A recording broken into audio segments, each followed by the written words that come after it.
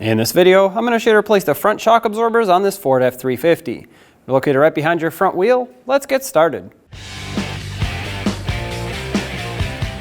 With the truck safely raised and supported, let's remove the wheel. Some wheels may have a center cap like this one, others might not.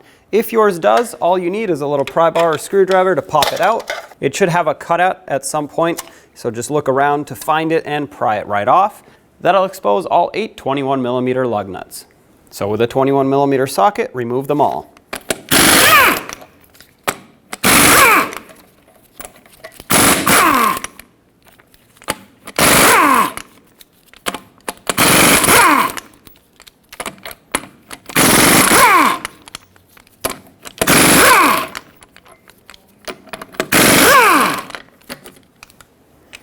Now remove the wheel and set it aside. Now with the wheel off, we can see everything much better. At the top of the shock absorber, we have a 19mm mounting nut that we're going to have to remove. Mine is quite corroded, so I'm going to use a wire brush and wire brush the threads just to clean them up a little bit. This is going to give the threads on the mounting nut a smoother, well, a little bit smoother surface to unthread on. And then I'm going to use some rust penetrant just to help it out.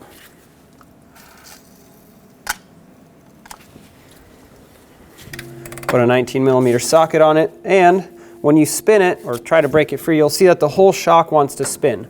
That's normal, and it's not a big deal because right below it right here, we have a 19mm cutout for a wrench that we can hold this with.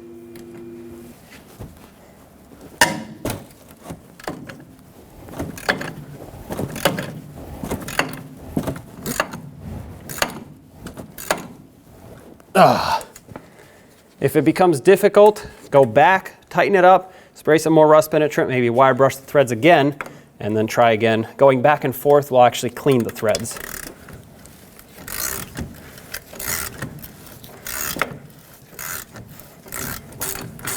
All right, there we go. Remove that mounting nut completely.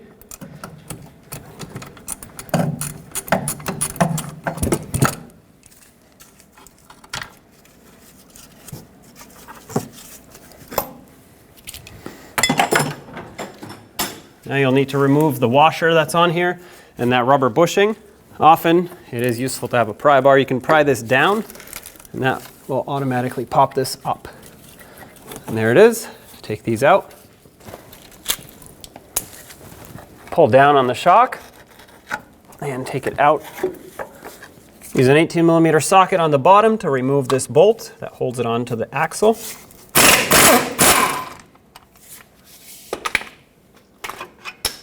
Mounting nut drops out from that side, and now you can take the shock, walk it out of here.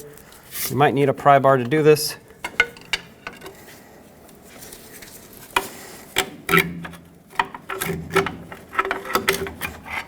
There it is. Now it's important to prime or start the shock absorber before we put it in. I just have a large socket up top so I can press it down without hurting my hand, and all this entails is pressing it down a few times and letting it extend by itself, and this is just going to mix all of the oils and gases that are inside, get it ready for operation. If you don't do this, you may hear some clunking over bumps when you first start driving. This also will extend the life of the shock absorber, and as you do this multiple times, you'll see that it is more difficult to press it down. That's normal. That's because everything is mixing up after it has sat compressed in the box for a while.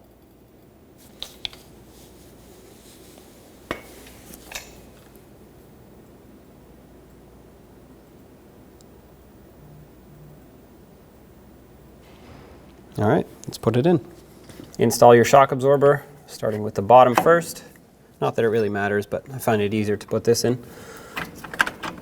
Stick that bolt most of the way through, and then the mounting nut has a little tab on the other side that has to go up through the other side.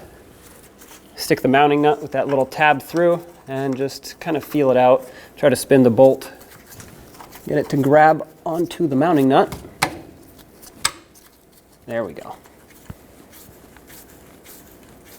Snug it up. There we go. Don't tighten it fully. Let's make sure that the shock absorber is seated properly at the top first. Grab the shock, press it down. guide it through the frame, just like that. Now we can tighten the bottom.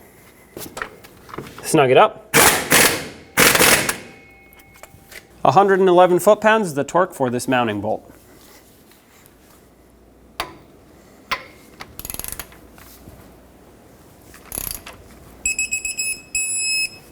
At the top, let's install this rubber bushing. It has a larger bump and a smaller one. The smaller one faces up towards your metal washer. The larger one faces down towards the frame. The lower one is the same but backwards, so the larger bump faces up towards the frame and the smaller bump faces down towards the washer. Regardless, let's put this on, just like that. Get your washer in, and of course the new mounting nut.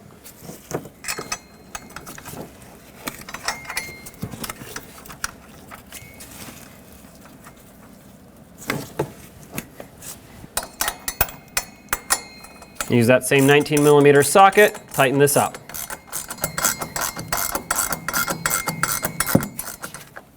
If this starts spinning, just hold on to the shock.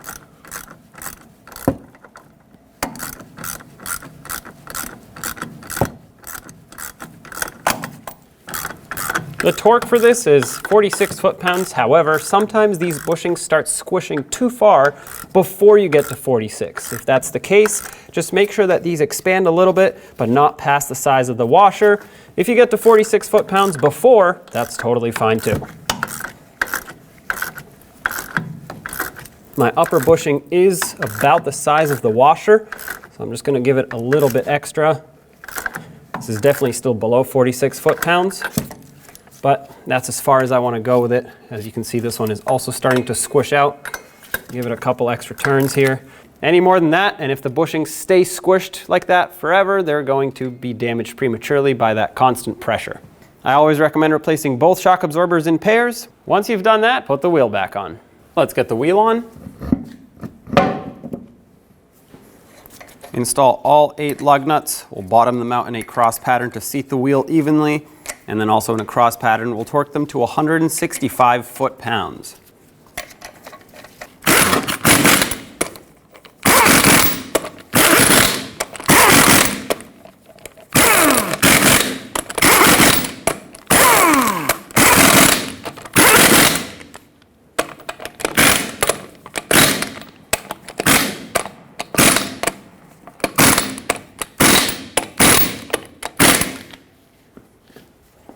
Once again, 165 foot-pounds in a cross pattern. Here we go.